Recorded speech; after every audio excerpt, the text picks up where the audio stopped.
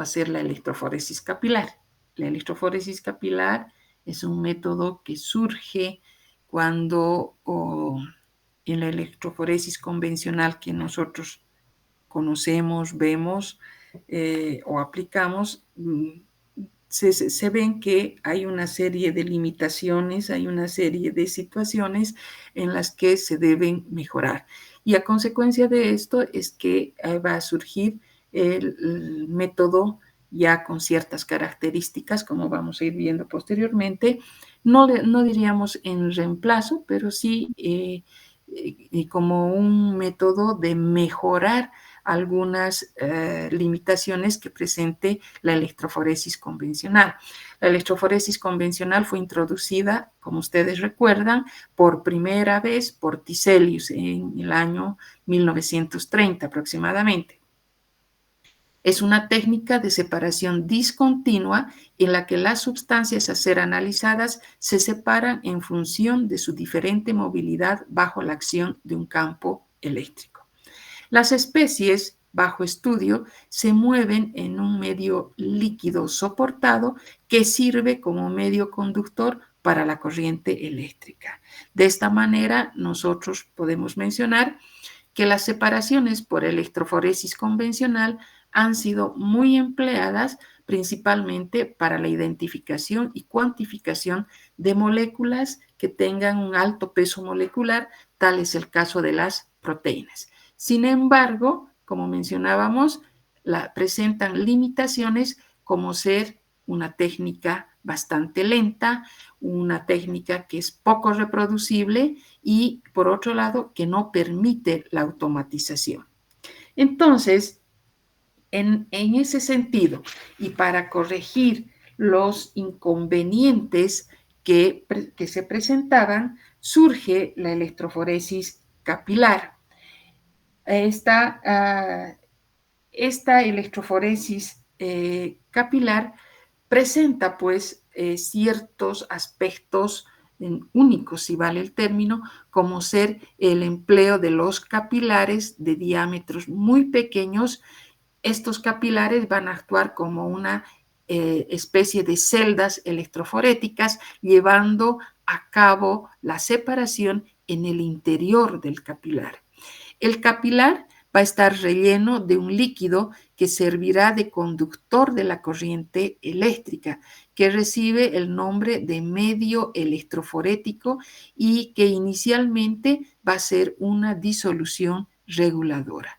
Entonces, esta etapa, diríamos, este método de la electroforesis capilar que surge como una alternativa para ir mejorando el tiempo, para que sea un método reproducible, para poder incluir algunos componentes como van a ser los detectores, por eso decimos que necesitamos automatizar el método, es que al surgir como una alternativa, vamos a ver que los capilares tienen un papel muy importante porque es en el interior de este que se va a llevar a cabo la separación.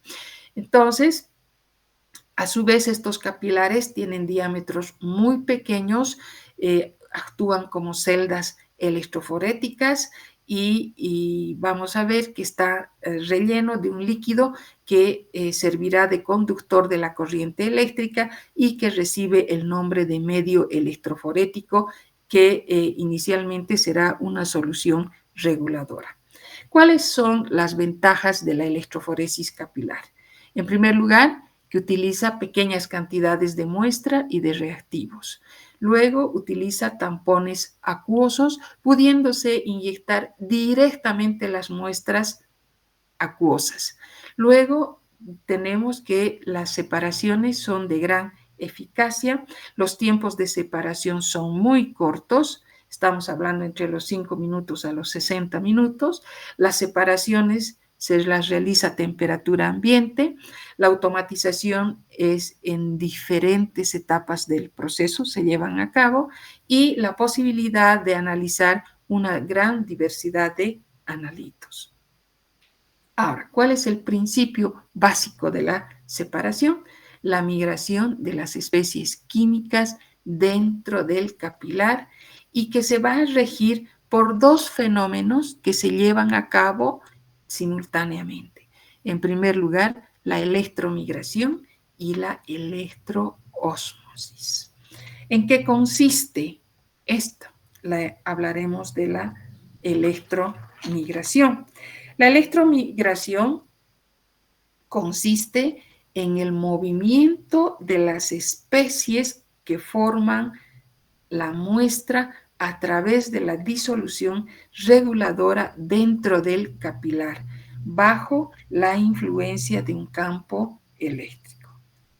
Afecta individualmente a cada uno de los analitos que se encuentran en dicho capilar y el resultado es la aparición de la llamada movilidad electroforética, que va a ser directamente proporcional a la relación carga-tamaño de los analitos y de la que resulta una determinada velocidad. Por aquí tenemos un ejemplo, por ejemplo, donde tenemos al ánodo, al cátodo y vamos a tener cómo se va a llevar a cabo la migración dependiendo cada una de las cargas que puedan presentarse. Si nos referimos a la electroósmosis, podemos mencionar que o definirla como un fenómeno que se produce toda vez que se aplica un campo eléctrico a un sistema líquido, es decir, nos estamos refiriendo al medio electroforético. Cuando este sistema líquido va a estar en contacto directo con una superficie cargada, el interior del capilar de sílice fundida. A ver, terminaremos primero. Dando como resultado un movimiento tanto de las especies cargadas como de las especies neutras y del conjunto de la disolución tampón, que se conoce como la movilidad electroosmótica. Acá tenemos el ejemplo. Hemos hablado del capilar. Hemos dicho que va a existir internamente el capilar, va a tener una membrana que va a estar cargada tanto en ambos extremos o en ambos bordes o en la superficie del mismo. Y vamos a hablar también que vamos a tener diríamos, una fase móvil en la parte media de la membrana.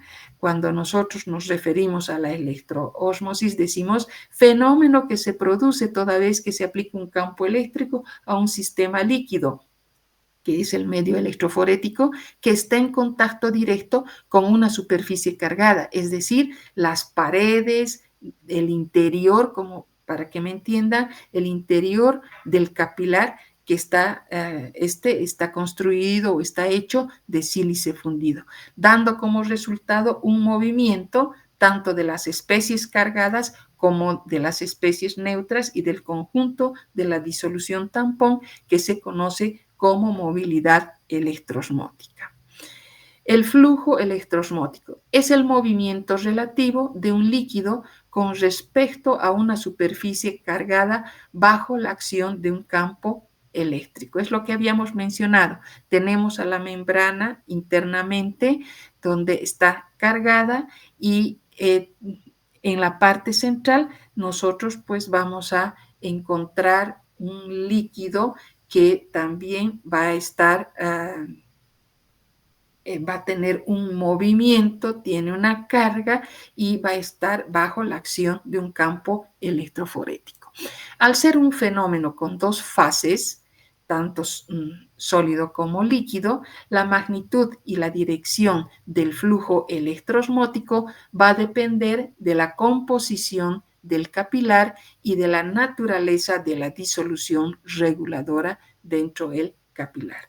El flujo electroosmótico podrá aumentar, podrá disminuir o podrá estar invertido o podrá invertirse.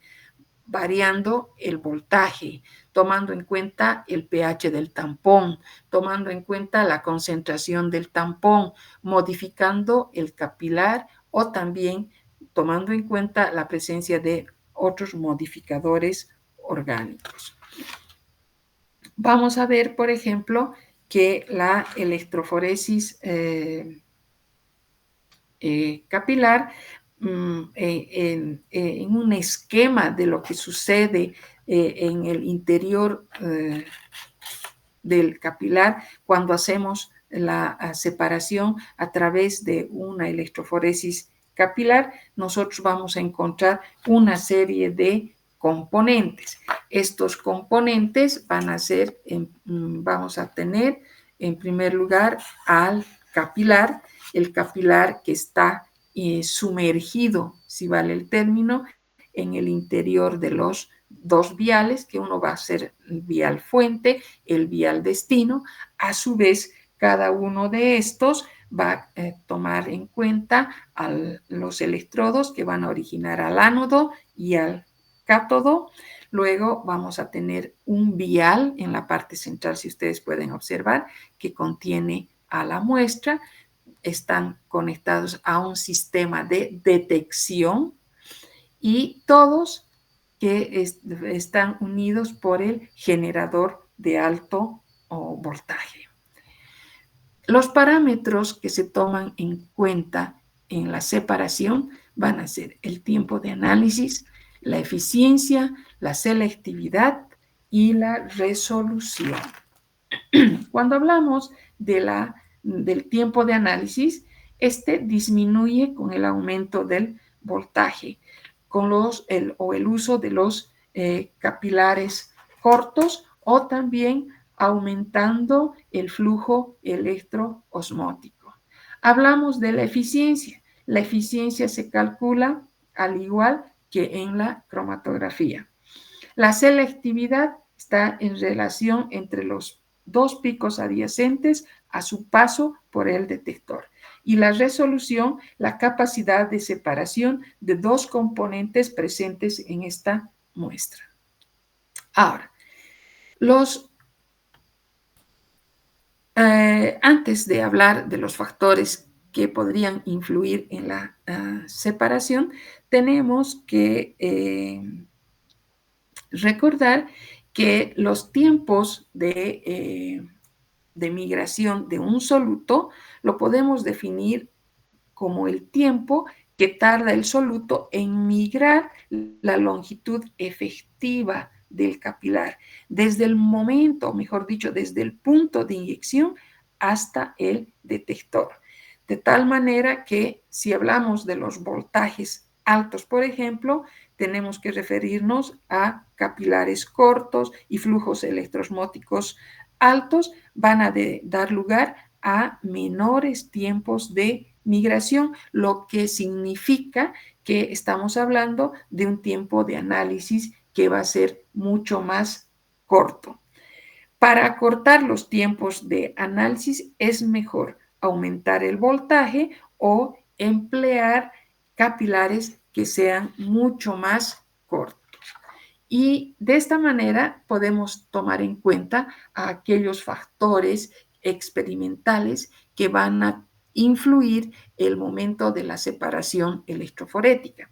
Estos pueden ser factores que van a afectar el ensanchamiento de los picos. Tenemos que tomar en cuenta factores o parámetros operacionales. Luego tendríamos que tomar en cuenta tal vez a los factores o características que definen el ambiente químico de la separación. Cuando nos referimos a los factores que pueden afectar el ensanchamiento de los picos, vamos a hablar de la difusión, de la absorción, vamos a hablar del efecto térmico también. Si hablamos de los parámetros operacionales, tenemos que tomar en cuenta al campo eléctrico, las características del capilar, la temperatura de trabajo y finalmente cuando nos referimos a los factores o a las características que definen el ambiente químico de la separación, tenemos que hablar del tipo de medio electroforético de la disolución reguladora empleada, de la presencia de los aditivos o también de algunos modificadores. Habíamos mencionado anteriormente, antes de pasar, cuando hay factores que afectan, dice, el ensanchamiento de los picos. Hemos mencionado a la difusión. ¿Por qué se puede llevar a cabo la difusión? Porque hay o se presentan cambios en la concentración o también pueden presentarse las fluctuaciones térmicas en el medio electroforético. Ojo, a considerar. Ahora, si hablamos de la absorción, generalmente esto ocurre a nivel de las paredes del capilar cuando estamos procediendo a la separación de macromoléculas. Hablamos del efecto térmico, es decir, el calentamiento Joule por el alto potencial de energía que aparece dando lugar, diríamos, a la aparición de mucho calor. Bien, entonces la dispersión electroforética se presenta porque aparecen distintas asimetrías en los picos debido a las diferencias en la conductividad y en las modificaciones a nivel del campo eléctrico. Cuando nos referimos específicamente a cada uno de los componentes principales de un equipo de electroforesis, tenemos que mencionar, vamos a dividirlos en dos grupos principalmente, aquellos que van a ser los básicos, los más importantes, y aquellos que son accesorios y que también están presentes. Dentro de los básicos tenemos que considerar a la fuente de alto voltaje, ¿cierto? Luego tenemos que considerar a los viales. Hemos tomado en cuenta los viales que tienen el vial fuente, el vial destino. Luego el capilar que está conectando a ambos. Luego vamos a considerar a un sistema de inyección en el mismo capilar, la termostatización en el mismo capilar y tenemos que considerar también en el capilar la presencia del sistema de detección. Y como elementos o como componentes accesorios tenemos un muestreador automático, un programador de voltaje, los detectores múltiples, los colectores de fracciones y finalmente los procesadores de datos. Entonces, nosotros cuando nos referimos al proceso de separación, vamos a mencionar que consiste en introducir los extremos del capilar lleno de un medio electroforético que suele ser una disolución tampón en uno de los viales, que puede ser el vial de entrada, que va a ser la fuente, y la de salida, que va a ser el destino, como podemos ver, que se llenan de la misma disolución, donde se encuentran sumergidos el electrodo positivo, como podemos ver, y el que va a ser, estamos a nivel del ánodo, y el negativo a nivel del cátodo. En polaridad normal y al revés también en polaridad invertida. Y a su vez están estos conectados a un generador de alto voltaje. En el vial muestra, como podemos ver, se va a colocar la muestra que va a ser el objeto de análisis. Para empezar el proceso de separación, se coloca el extremo anódico en el vial muestra y se introduce la muestra en el capilar por alguno de los sistemas de inyección. Estos sistemas pueden ser hidrodinámicos o electrocinéticos, como vamos a ver posteriormente. Se aplica el campo eléctrico y los cationes migran hacia el cátodo y los aniones van a migrar hacia el ánodo, ambos con velocidades diferentes que van a depender de sus relaciones carga-tamaño. El sistema de detección está colocado junto al cátodo, como podemos ver en la figura, por lo que los diferentes analitos pueden ser determinados al paso que realicen por su ventana de detección. ¿Sí? Bien, Ahora, es necesario también que nos vayamos a referir a los capilares.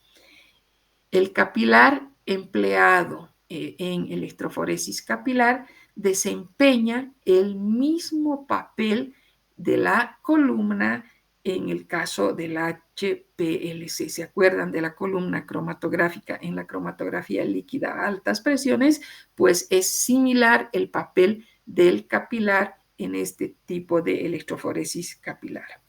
Es una parte muy importante del sistema y en el interior del capilar se produce la separación de los analitos. Y las características que debe tener el capilar van a ser, en primer lugar, que debe estar construido de sílice. Normalmente se utiliza el sílice. Tiene un diámetro interno que oscila entre 50 y 100 micrómetros. Luego tenemos un diámetro externo de 375 micrómetros, una longitud que puede estar entre 10 a 100 centímetros. La cobertura es muy importante, es una cobertura de poliimida de un grosor aproximadamente de 10 a 30 micrómetros. Tenemos una permeabilidad a la luz ultravioleta y visible, que eso nos da una ventaja posterior cuando hablemos de los detectores, y existe una detección a nivel del capilar. Bien, acá tenemos una representación de lo que es un corte a nivel del capilar y ustedes pueden ver el recubrimiento de poliimida que aproximadamente está constituida en este caso por 5 micrómetros y luego vamos a ver acá las dos capas que son muy importantes cuando describíamos al proceso de separación, tenemos una capa estática en el borde, diríamos, en la parte no externa, pero en la parte, diríamos, del capilar, en la base, si vale el término, es decir, en el extremo tenemos la capa estática y en la parte central hacia el medio vamos a ver la capa dinámica del mismo. Entonces, eso en cuanto a la estructura misma del capilar. Y luego pasamos a hablar de los sistemas de detección. La elección del sistema de detección depende de una serie de factores, como ser la naturaleza de las moléculas a detectar, el tipo de modo electroforético, la finalidad del análisis que se tenga. La mayoría de los sistemas de detección empleados en HPLC también van a ser usados en electroforesis capilar. Esto representa una gran ventaja frente a la electroforesis convencional que ya hemos mencionado en un inicio, ya que implica una ganancia de tiempo, o sea, los tiempos que utilizamos hemos dicho que son máximos hasta de 60 minutos, hay un ahorro de esfuerzo y también hay una mejor reproducibilidad de los resultados. Cuando hablamos del ahorro de esfuerzos, también tenemos que decir que va a haber un ahorro de reactivos, un ahorro de muestra, etcétera, etcétera. Al seleccionar un sistema de detección, los criterios que se toman en cuenta van a ser la sensibilidad, el rango dinámico lineal, la selectividad, la posibilidad de obtener datos cualitativos. Ahora, los sistemas de detección más usados o comúnmente empleados en electroforesis capilar, vamos a ver que estos sistemas de detección podrán aplicarse a distintos tipos de electroforesis capilar y estos sistemas que se pueden utilizar en primer lugar y lo más empleado va a ser la absorción ultravioleta visible, también los detectores de fluorescencia, los de quimioluminiscencia y aquellos que comprenden a la espectroscopía de masa. Pero como les decía, el de mayor frecuencia vamos a ver que son los de absorción ultravioleta visible. Que generalmente cuando hablamos de los detectores en electroforesis capilar, estos tienen que tener la característica de no degradar la eficacia de la separación, porque se trata de muestras que son tan pequeñas, las que se emplean en esta técnica. Imagínense, se realiza en el interior de un capilar, entonces es necesario que el volumen del detector también sea extremadamente pequeño. Por lo tanto, podemos mencionar que en la electroforesis capilar los distintos tipos de detectores a emplear, como hemos mencionado, van a ser aquellos de absorción ultravioleta, visible, fluorescencia, quimioluminiscencia y espectroscopía de masas. A su vez existe una serie de modalidades de electroforesis capilar, donde tenemos la electroforesis capilar de zona, donde su principio va a ser, sus principios de separación, va a estar en relación a la carga, tamaño del analito. Luego tenemos a la electroforesis capilar micelar, donde el principio de separación va a estar dentro de lo que va a ser la interacción hidrofóbica e iónica con micelas de surfactante. Luego tenemos la electroforesis capilar quiral, donde la separación se lleva a cabo tomando en cuenta la formación de complejos estereoespecíficos. Tenemos a la electroforesis capilar por afinidad, donde la separación toma en cuenta interacciones moleculares entre ligando y analito, que constituye el objetivo.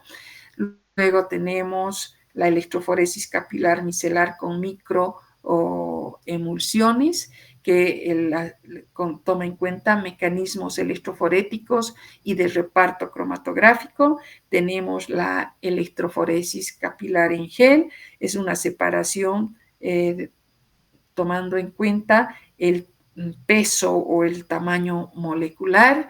Tenemos el isoelectroenfoque capilar, donde la separación se realiza tomando en cuenta al punto isoeléctrico. Tenemos la isotacoforesis capilar, que toma en cuenta la capacidad de migración entre tampones de distinta naturaleza. Y finalmente la electrocromatografía capilar, donde la separación va a tomar en cuenta la movilidad en una solución libre y retención cromatográfica.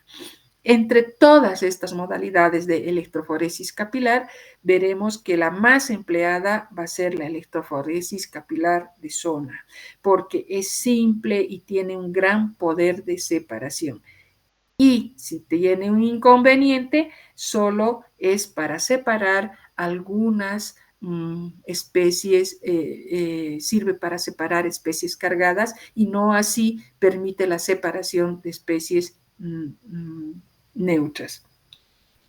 Ahora, en cada una de estas variantes que hemos mencionado, se utilizan soluciones amortiguadoras que pueden ser fosfatos, que pueden ser boratos, que pueden ser citratos, que se introducen en el interior del capilar a través de presión para acondicionar y llenar el capilar de esta solución amortiguadora de separación. Luego se inyecta la muestra de forma hidrodinámica aplicando una presión o aplicando un campo eléctrico, para luego realizar la migración y separación de los analitos dentro del capilar por la acción del campo eléctrico. Esto de una manera totalmente resumida cuando nosotros mencionamos las características del proceso de separación utilizando la electroforesis capilar. Las etapas en cualquier metodología de electroforesis capilar comprenden la optimización de los parámetros electroforéticos. ¿Cuáles van a ser? La longitud y diámetro del capilar, el tipo de disolución reguladora, el pH y la fuerza iónica del tampón de separación, el voltaje de separación, la temperatura de separación. Luego hablamos del efecto de modificadores orgánicos, la confirmación del orden de elusión, el establecimiento de parámetros analíticos del método. El resultado de una separación va a ser la presencia de un electroferograma. Entonces, con este electroferograma contiene tanto la información cualitativa como la información cuantitativa. Entonces, las aplicaciones van a estar dentro de lo que es el análisis cualitativo, que se basa en la comparación de los tiempos de migración entre los estándares y las muestras a las mismas condiciones experimentales y también instrumentales. El principal campo de aplicación de la electroforesis capilar va a ser el análisis cuantitativo, que se basa en la comparación del tamaño, es decir, la altura y el área de los picos de un electroferograma obtenido de la inyección de las muestras de concentración desconocida y, ojo, tomando en cuenta las disoluciones estándar de concentración conocida. Este análisis se lleva a cabo con aniones y cationes inorgánicos y con el análisis orgánico, que es bastante numeroso, como son tanto de interés biológico, de interés farmacéutico, clínico, químico, medioambiental. En resumen, la separación por electroforesis capilar se basa en las diferentes movilidades electroforéticas adquiridas por cada uno de los analitos en el interior del capilar al aplicar un campo eléctrico. Esa podría ser la definición totalmente resumida de lo que es la electroforesis capilar. Bien, hasta aquí hemos visto nuestro último tema de métodos de separación y estaríamos listos para dar nuestra evaluación el próximo jueves en nuestro horario correspondiente. Creo que la hora de examen que nos pasan en el rol son las 2 de la tarde. Hasta luego, jóvenes, que tengan un buen día.